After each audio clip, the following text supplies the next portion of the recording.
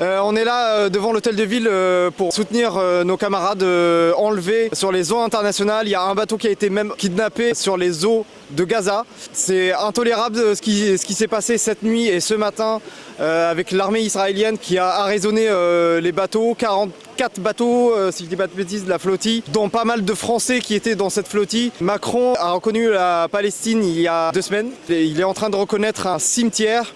Macron est effectivement en train de reconnaître un cimetière et ce qu'on voulait dire, c'est que ça ne servait à rien. Il fallait des vraies mesures, un vrai embargo sur les armes, de vraies mesures de sanctions au niveau commercial contre l'Israël, contre tout ce qui se passe. Aujourd'hui, on parle de génocide. L'ONU, il y a quelques mois, a reconnu que c'était un génocide. Ça fait maintenant 67 ans que la Palestine est sous la menace permanente de l'Israël.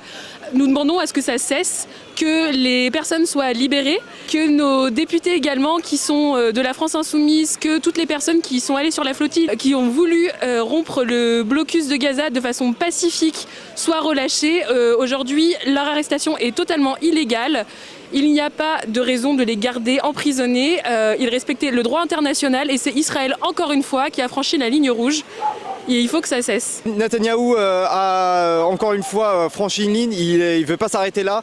Il y a un projet qui est prévu pour annexer Gaza avec Trump comme président d'intérim de Gaza. On sait très bien ce que ça a donné, c'est une Nakba de 2025-2026 qui est prévue. Ils disent qu'il y a une possibilité que les Palestiniens puissent revenir sur leur terre. On sait ce que ça a donné en 48 et ça va encore être le cas ici. C'est pour ça qu'on ne soutient pas le projet qui a été proposé par Trump et qui est soutenu par Israël. On est pour que les Palestiniens décident d'eux-mêmes de ce qu'ils veulent faire de l'État. Ils n'ont pas été consultés pour aucun accord, ni en 67, ni en 48, ni maintenant.